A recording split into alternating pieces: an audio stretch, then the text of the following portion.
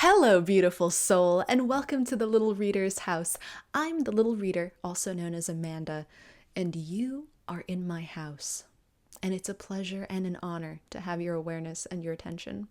Here in the house, we get up to all sorts of things, but primarily our focus is center of the chest, opening up the magic portal of the heart,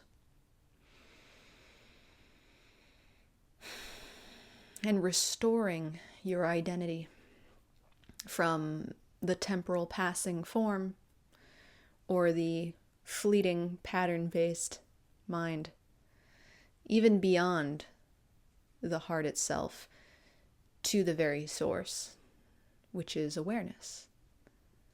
A little reminder that you are the divine white light, source of it all. So if you can hang with that, and you can chill with that, and you can vibe with that, then you're in exactly the right place, my friend. And if you're still here, then it's very likely that there is a message for you today. It may not be purely intellectual either. I'll transmit the information, I'll channel it in and pass it on as words. But so much more occurs in these transmissions, on a heart level, on a form level, on a mind level, and on a oneness level. So, my sweet friend, you already saw the title of the video. And when it came rushing into this space, into the house today, I will admit to you freely that I, the form, the Little Reader, Amanda, your humble host and channeler,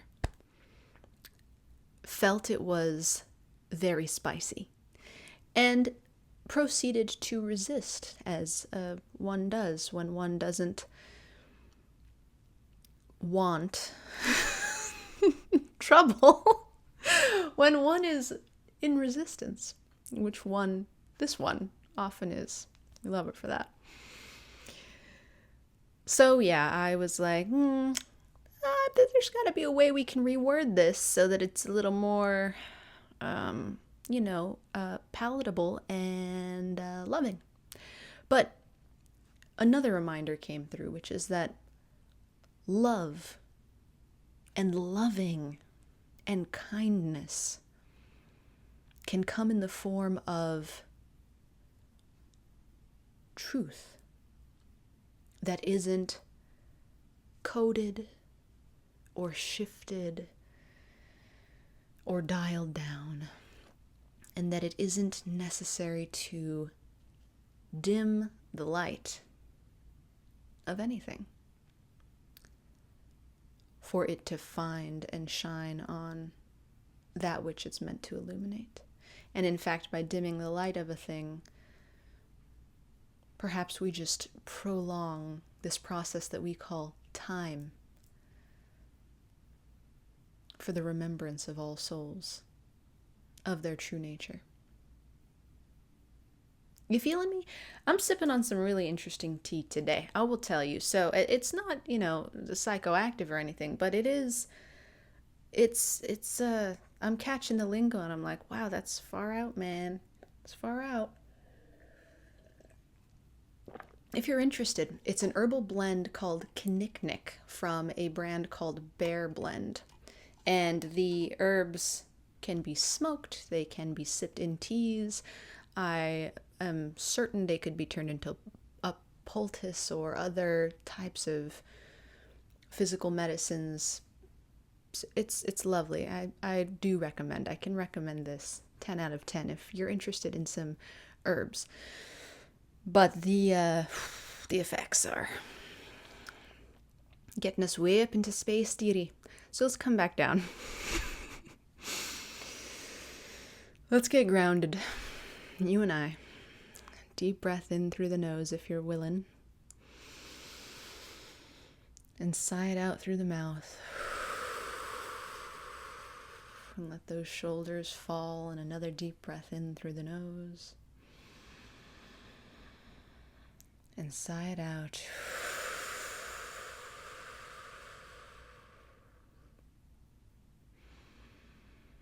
And we come to the moment with full awareness of the grace that sustains us.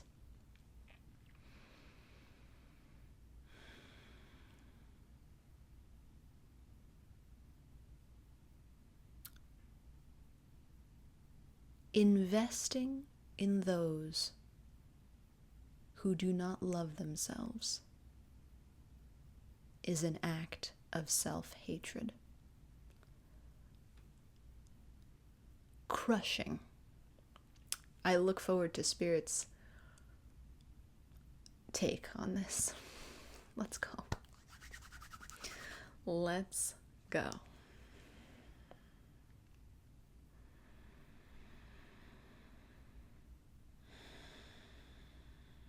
That's so interesting.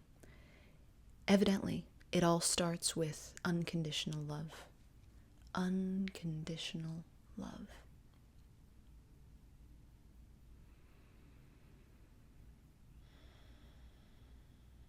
The first place that we can apply unconditional love from Spirit's very broadened, very total perspective is to that which we've been given. That which is closest to our animating force. So if you think of yourself as a white light and say, okay, I'm not the body that'll pass, because obviously something goes when the body lays down in death. I'm that thing that goes. If I wasn't, I'd be able to be retained somehow.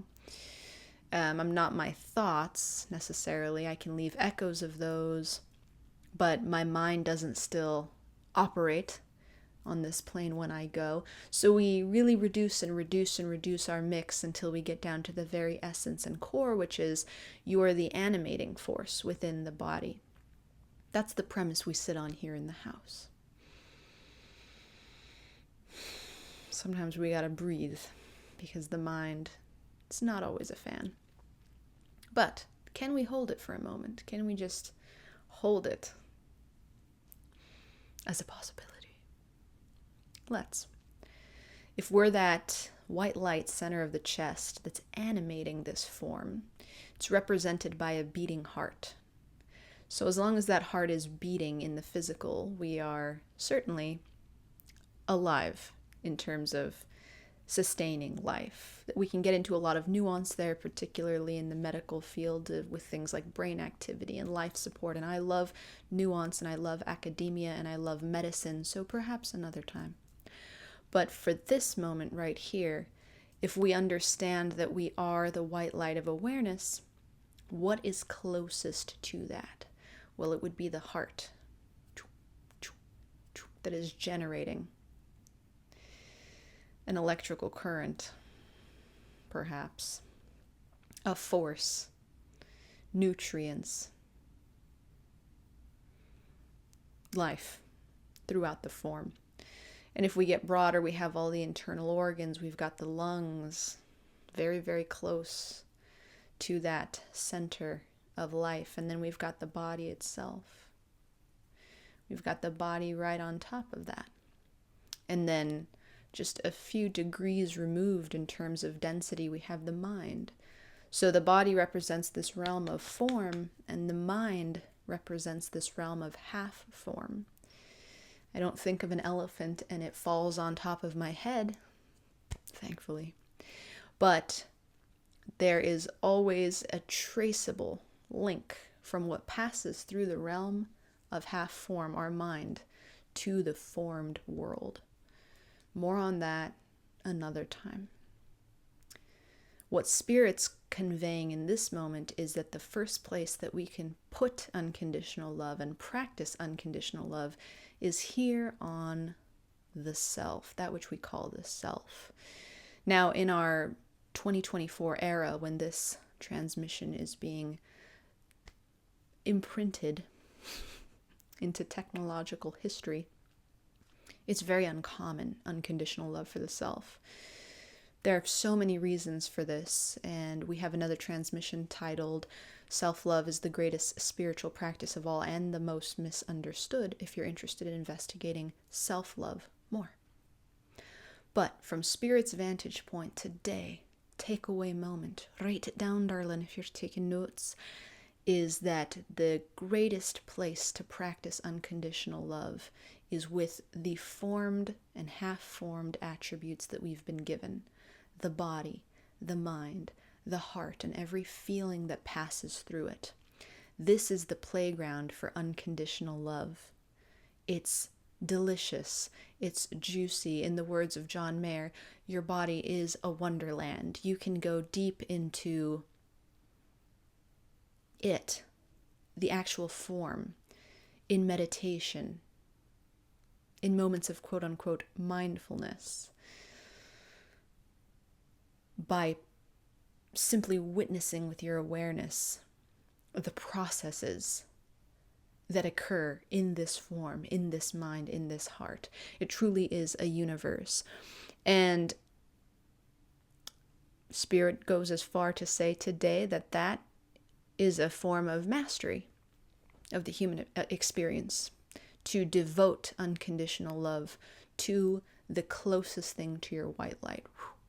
This, the avatar, some would call it, and everything that it comprises. Those realms we talked about: mind, body, heart.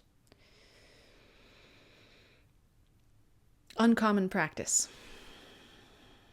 And we have a great unfamiliarity with unconditional love in this current time-space reality, this juncture, as I like to say, in the big universal tapestry.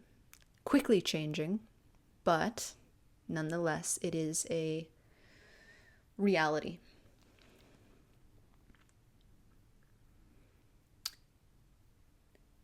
Spirit brings up unconditional love because our mental construct of what unconditional love is appears to be the greatest motivating factor for why we give of ourselves and invest energy into individuals, those who are apart from us. They're not here, they're not one with us, they are separate physical entities.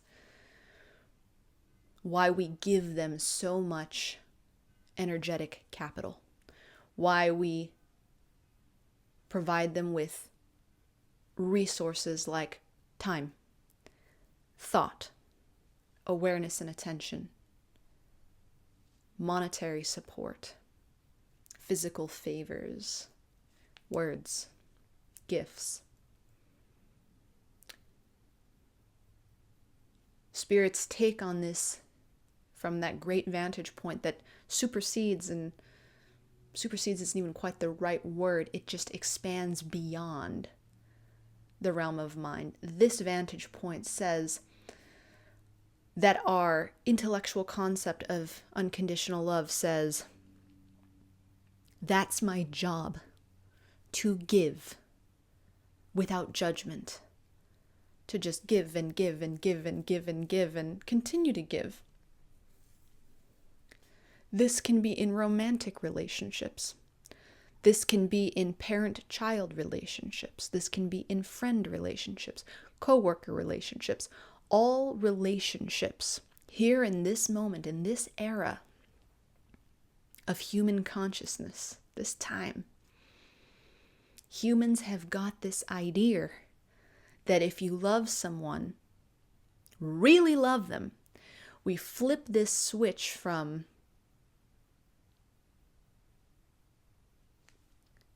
boundaries to no boundaries. We're boundary free.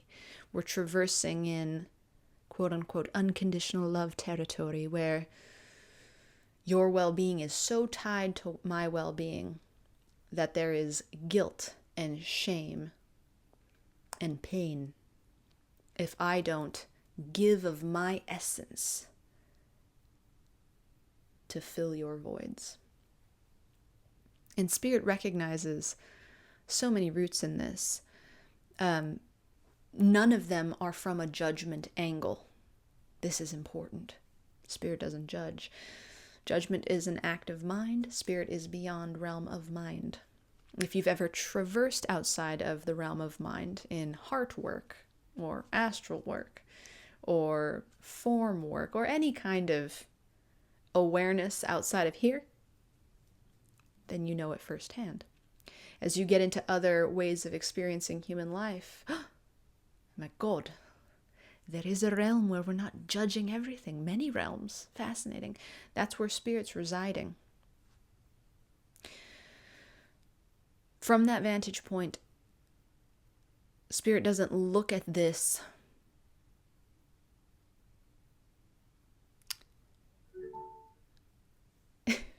giving as a bad thing. So let's take that in.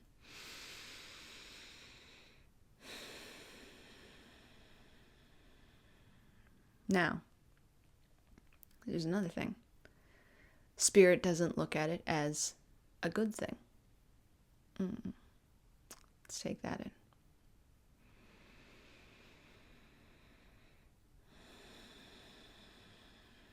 Spirit simply sees it for what it is. The hemorrhaging of life force energy into the void. And as with everything that occurs on this planet,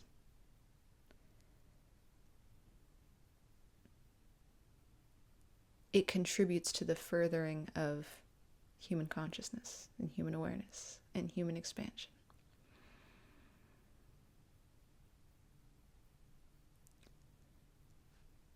We're in a time where we have an opportunity to continue to expand and grow and experience the human experience in pain, in shame, in exhaustion, in overload, in loneliness, in overwhelm, in stress, in anger, in rage, in grief. That is completely our prerogative. Something special about this time, however, and the reason why I sit here and deliver these transmissions is because we have an option to experience the human experience as a loving, powerful, blissful, abundant, celebratory, beautiful, love-filled experience. So it's at this juncture point, 18 minutes and 50 odd seconds in, that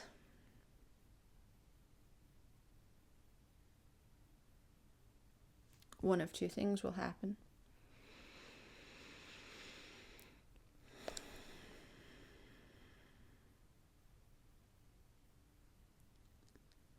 You will recognize that a pattern is about to end in your life, and you will witness it end. And that is the pattern of codependency, of overgiving, and of shame-based, guilt-based kindness. The other possibility is that you will witness a pattern and become aware of it and continue to watch it repeat. And it's critical business, my love, that you understand that is beautiful and absolutely okay. If even having an intellectual understanding of this concept doesn't break the pattern, it's not always meant to. So, love yourself dearly, irrespective of what comes next.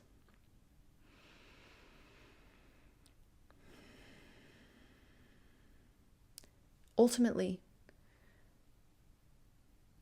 unconditional love cannot exist for others without first having been cultivated here. And because such a small margin of the population has even an inkling of what it is to put unconditional love here on the self, it is an impossibility that we have thousands, hundreds of millions of people existing on this lovely planet, unconditionally loving others. It's an impossibility. So Spirit recognizes this duality, this misunderstanding, and seeks to correct it now.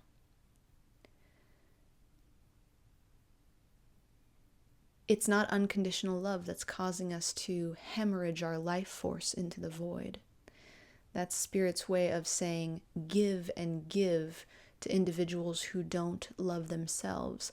So rather than give into a container, like this bowl behind me, that has the ability to hold and, like a garden, fertilize and then sprout the offerings. Instead, it's more like a sieve, a colander, a net. The givings, the offerings just leak out the other side. So it is a form of partnered self-hatred, self-destruction. I deplete and drain my resources to give to something that cannot sustain or hold them. But I would prefer to do that rather than blame myself for just directly harming myself. It's, in a way, a twisted, shadowed, symbiotic relationship. And it is called in the psychological community any number of things, but codependency is right up there at the top with how this type of behavior would be diagnosed. There are elements of narcissism to it. There are elements of avoidance. There could be any type, aside from secure, of attachment styles involved in this sort of dynamic, but needless to say, it occurs so commonly at this time that it's the perfect moment for a redirect. The invitation from Spirit is to understand that unconditional love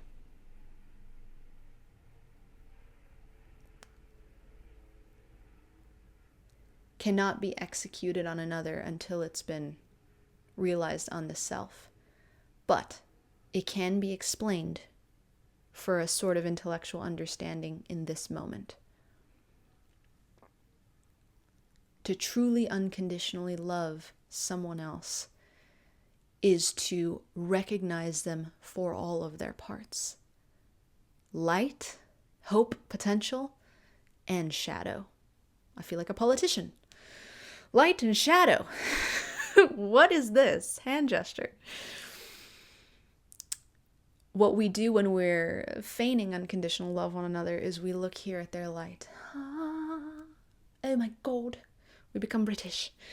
But there's so much potential here. And they promised me, that they're going to change. And, I see it in them. I see all this opportunity and all this possibility. And really, I can sense, I feel it. I can sense that they're about to burgeon and they're about to bloom.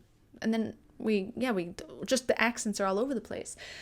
I see the light. And we might even do a cursory, throw in some shadow just to make it look like we're honoring that. And I know they have problems. And I know they've been through so much. And that's precisely why I must give more. Why I must support more. But Spirit says, my darling, that is not unconditional love. That is, in fact, a form of punishment that we place upon individuals when we refuse to see them in their wholeness. Unconditional love can witness all of that light, but then it turns around and sees the shadow.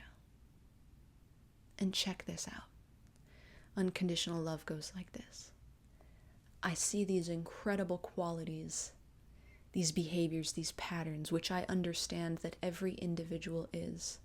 If they're not operating in awakened consciousness as the witness, then they are an amalgamation of patterns. And because I am unconditional love, I witness all of them equally. So I see their potential and I see their kindness and I see their niceness, and I see their dreams, and I see what they could be, seeds of greatness. And I see their trauma, and I see their pain, and I see their grief that they refuse to look at, and I see their shame that they refuse to look at, and I see their ancestral wounding and their hopelessness and their self-talk and their self-defeating patterns. And I see their corrosion and their anger and their perversion and their twistedness and their fear. I see both of it, and I honor it equally. Dark and light, glorious. And I understand that this individual,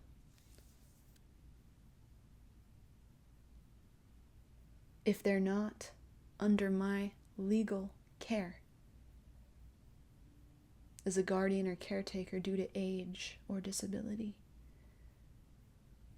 then I understand that this individual has all of the same resources that I do, the same access to source, the same care from the divine, the same access to the white light of consciousness within them. They have access to resources like inspiration and guidance and courage, but most ultimately, they have the ability to channel the exact same amount of love that I do. And by accepting them for the totality of all their patterns and truly seeing and loving them unconditionally, I can witness the power, even if it's not realized in their patterns, within them. The life force within them. And I can recognize that I don't need to be the provider of that. We're equal. We're absolutely equal. And then I can let them go. Set them free. Establish boundaries. Understand that if I am to spend resources on them, I am getting something concrete in return. Whether that's measurable results if they've committed to some program, or whether that's money for my time.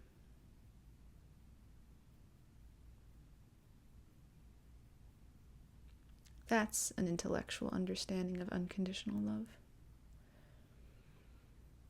We close with this, beautiful soul. And I thank you for your presence and your attention.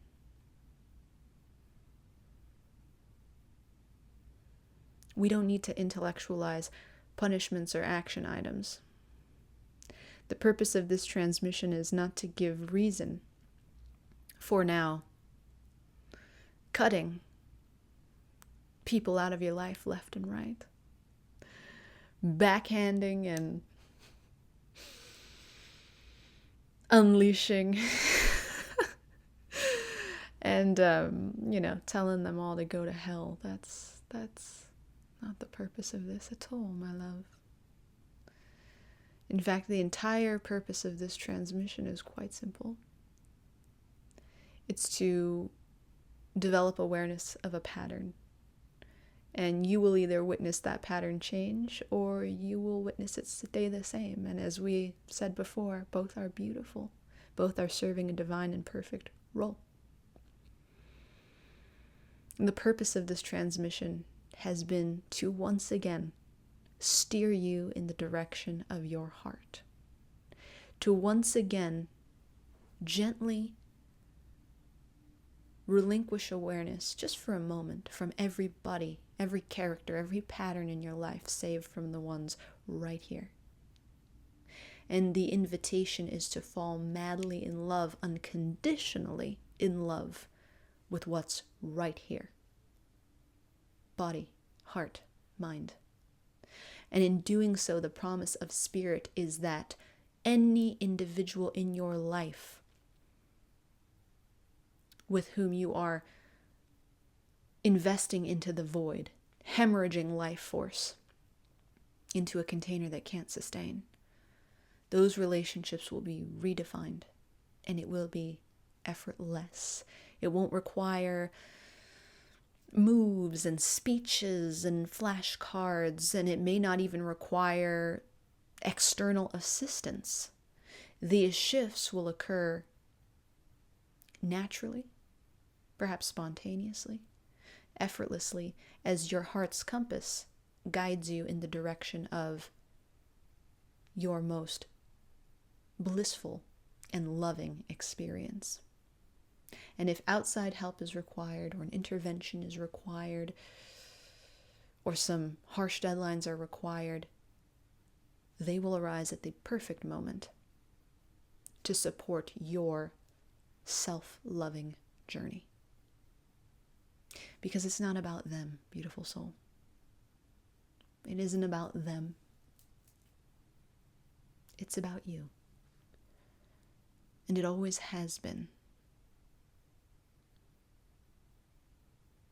Everything waits for you, my sweet friend, right here, center of the chest.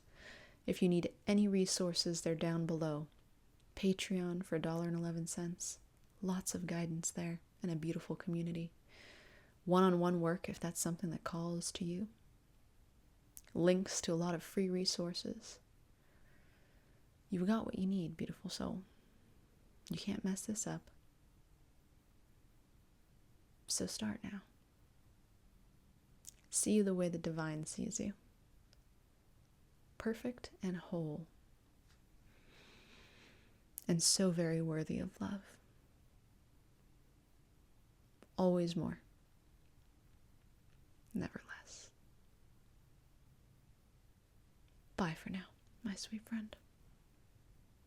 We'll talk again soon.